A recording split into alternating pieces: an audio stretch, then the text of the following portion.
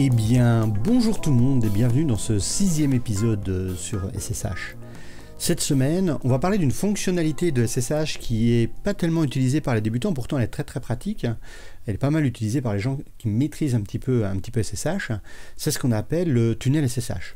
Et cette fonctionnalité est là pour objectif de créer un tuyau de communication chiffré entre la commande SSH cliente et le serveur SSH vers lequel on est. Vous allez me dire, oui, mais on n'a pas déjà fait ça précédemment avec SSH? Si, on a déjà fait ça avec SSH pour qu'on puisse taper des commandes à distance. Sauf que là, c'est pas pour taper des commandes, ça va être pour encapsuler n'importe quelle communication réseau, à condition que ce soit du TCP. Dans ce cas-là, ce qui va se passer, c'est que du coup, la communication chiffrée, la communication va passer d'une application, va être tunnelée à l'intérieur de la communication chiffrée et ressortir du côté du serveur.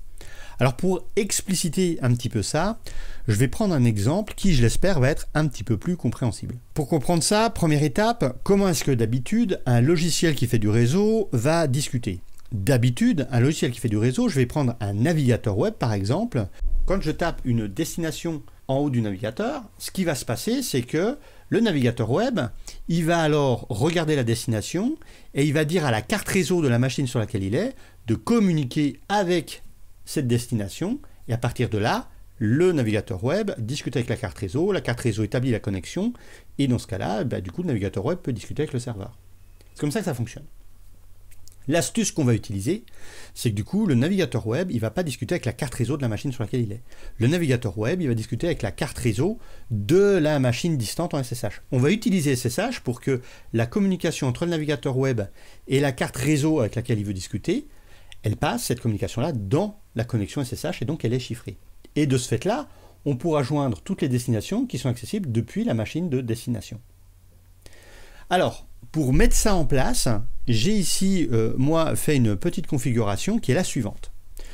Alors oui, je suis chez moi, comme vous pouvez le voir ici, mais mon ordinateur, il n'est pas connecté directement sur mon réseau interne, il est connecté via un VPN à l'extérieur. Donc ça veut dire que je ne peux pas joindre les machines locales depuis cette machine-là. C'est-à-dire que je ne peux pas joindre les machines qui sont autour de moi. Ce que je vais faire à la place, c'est que je vais connecter cette machine-là chez moi. Donc là, c'est vraiment comme si j'étais à l'extérieur. Je vais connecter cette machine-là chez moi en SSH. Je vais tout d'abord faire une communication SSH normale. Alors pour ça, je vais taper la commande SSH classique. Alors je vous masque l'adresse IP, je vous masque un paramètre que j'ai passé, mais ça me permet de me connecter normalement chez moi. Donc là, je me connecte normalement chez moi, voilà, je suis connecté chez moi. Et maintenant que je suis connecté chez moi, je peux faire toutes les opérations que je veux. En fait, là, je suis connecté sur une machine qui est sur mon réseau interne, qui est à la maison. Voilà. Donc depuis l'extérieur, je peux discuter chez moi. Mais ça ne m'aide pas pour ce que je voulais faire. Pour faire ce que je voulais faire, ce que je vais rajouter, c'est que je vais dire, en faisant un -L, que là, mon application SSH, l'application qui effectue la connexion entre ma machine locale et chez moi, cette application-là, elle va se mettre à relayer tout ce qui arrive sur le port 10 000 de la machine locale. Donc là, je vais marquer 10 000. Et là, du coup, quand je vais lancer mon navigateur web va se connecter sur le port 10 000 de la machine locale. Là, le SSH va choper cette communication, va l'envoyer à la carte réseau de la machine distante, donc de chez moi. Donc là, ça permet à ce que mon navigateur web puisse discuter avec la carte réseau de l'ordinateur qui est chez moi. Il manque un truc dans l'équation.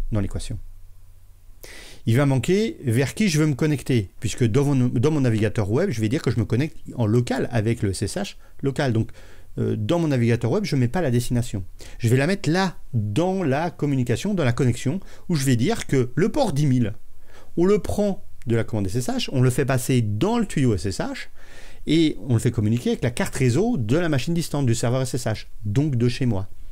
Et il communique avec, et c'est là où on va marquer l'adresse IP, de la machine avec laquelle je souhaite moi connecter, donc le 192.168.72.137 sur le port 80.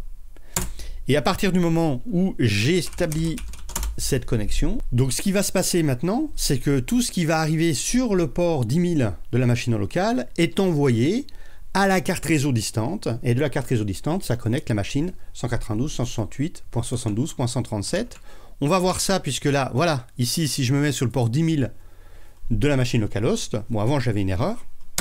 Maintenant, si je le fais, il va mouliner un petit peu et il m'affiche l'interface, peu importe ce que c'est l'interface de mon Pistar dont j'ai parlé dans une ancienne vidéo, mais voilà, je suis connecté ici, chez moi, sur mon réseau interne, et je peux discuter avec cette machine-là en particulier.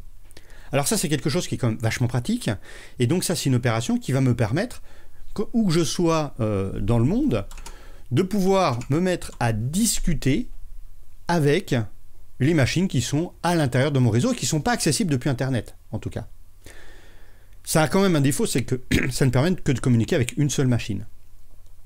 Maintenant, il existe d'autres manières de faire, d'autres manières qui sont assez intéressantes. Alors avant de vous montrer une manière qui permet de discuter avec à peu près n'importe quel ordinateur, n'importe quelle destination, je vais ici revenir sur cette communication ici, où on fait une connexion. Alors peut-être que je fasse un CTRL-C pour couper la communication ici.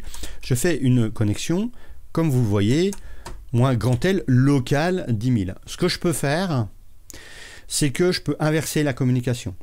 Ça veut dire que à la place du moins grand L, je peux passer à un moins grand R. Et ce qui va se passer cette fois, si je passe à un moins grand R, je fais une communication moins grand R. Le moins grand R, c'est au lieu de dire local, c'est remote. Cette fois, j'écoute pas en local sur le port 10 000. Ce qui va se passer, c'est que je vais couper ça, voilà, hop. Je vais dire que à distance, vers la machine sur laquelle je me connecte, on se met à écouter sur le port 10 000. Donc c'est pas en local, hein. C'est-à-dire que là j'effectue une communication depuis mon client, je fais une communication vers la machine qui est chez moi, donc la machine distante, et la machine distante va se mettre à écouter sur le port 10 000. Et sur le port 10 000, elle va accepter les communications, et elle va les ramener ici, donc exactement dans l'autre sens, en local, et en local, eh ben, elle va les ramener où? Ben, je vais faire par exemple sur localhost, sur le port 22. Et ici, qu'est-ce que ça va faire, ça? Si je fais ça, ce qui va se passer, c'est que cette fois, sur la machine qui s'appelle Sino, le port 10 000 est ouvert, et quand on se connecte sur le port 10 000 de la machine Sino, on va pouvoir se connecter sur le port 22, qui est le port du SSH de mon Mac. Alors, je ne suis pas sûr qu'il y ait le serveur SSH de connecté dessus, mais on va essayer.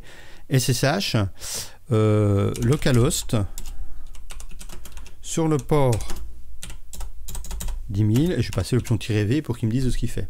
Et là, on va voir ce qui se passe. Bon, bah non, ça ne marche pas parce que j'ai pas activé le SSH sur le Mac. Alors attendez, je vais le faire. Voilà, j'ai activé le SSH sur le Mac, et si jamais je fais ça, voilà, il me demande de me connecter, et ben je fais yes, je me connecte, etc. Et voilà, bon, ben, il me demande mon mot de passe, je vais pas aller plus loin, mais l'idée c'est laquelle?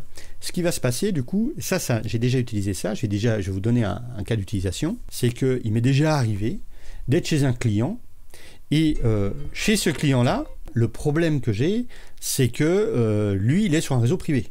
Alors, on accède à Internet avec une box, hein, ça, il n'y a pas de problème.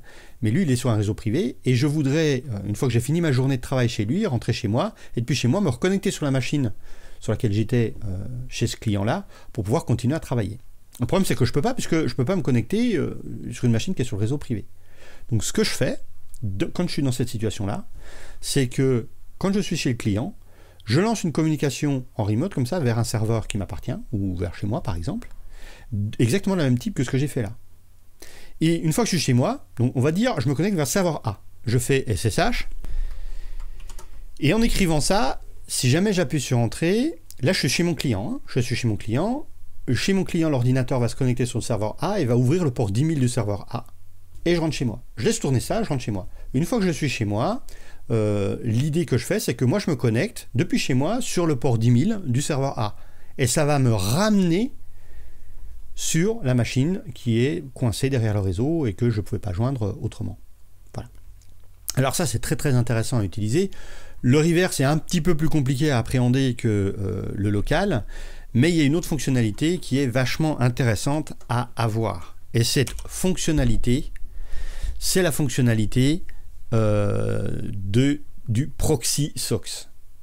Alors qu'est-ce que c'est qu'un proxy SOX? Un proxy SOX, c'est un mécanisme qui va être capable de prendre des communications qui arrivent et des communications TCP et de les relayer via un proxy spécifique. Donc il arrive, il prend les communications, il les relaye vers leur destination.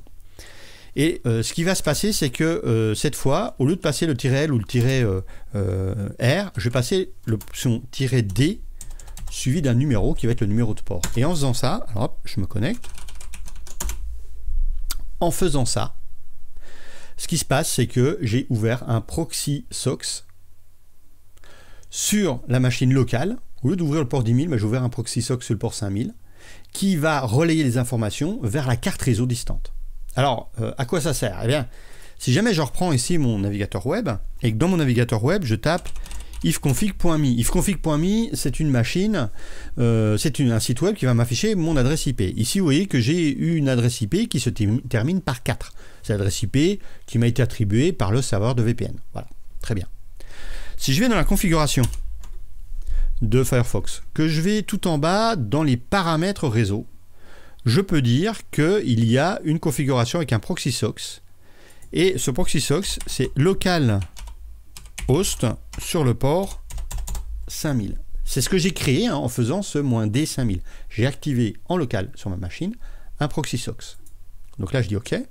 Maintenant que j'ai fait ça, si je recharge cette page-là, la communication, au lieu qu'elle passe directement de mon navigateur web vers ifconfig.me, ça va passer de mon navigateur web vers le proxy SOX. Le proxy SOX va transmettre l'information avec les bons paramètres, c'est-à-dire que, pourquoi c'est un proxy? Parce qu'il va dire dans la communication avec le proxy, je veux joindre ifconfig.me. Et donc là, si jamais je relance le ifconfig.me, on va voir que cette fois, mon adresse IP se termine par un 3. Je suis connecté avec mon navigateur web, mais en passant par chez moi. Ici, même si ici mon adresse IP normale, elle finit par 4, toute la communication TCP qui a lieu entre le serveur web et moi, et ben là, elle va passer par le serveur SSH, elle va ressortir du côté du serveur SSH, donc via chez moi.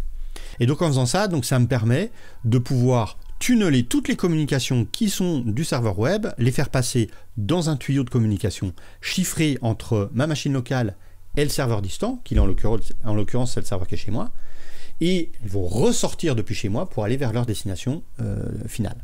Voilà. Alors, j'espère que cette vidéo vous a plu. Elle est un petit peu plus technique que les autres parce que le tunneling SSH, c'est quand même pas un truc qui est hyper simple à comprendre. Je vous encourage à l'essayer, je vous encourage à le pratiquer un petit peu pour bien le prendre en main. Mais c'est quelque chose que personnellement j'utilise énormément. Voilà. Alors, si la vidéo vous a plu, n'hésitez pas à la partager. C'est vraiment le truc qui aide le plus la chaîne, c'est que vous partagez les vidéos. Si ça vous a plu, vous pouvez nous rejoindre sur le Discord. Alors, il n'y a pas une activité de fou sur le Discord, puisqu'il vient seulement de commencer à vivre. Donc, je mettrai le lien vers le Discord dans la description. Également, vous pouvez mettre un like, vous pouvez vous abonner si ça vous a plu, mais vraiment, si vous pouvez partager la vidéo, c'est ça qui aide vraiment la chaîne. Voilà, et bien moi, je vous dis à la prochaine. Ciao les geeks!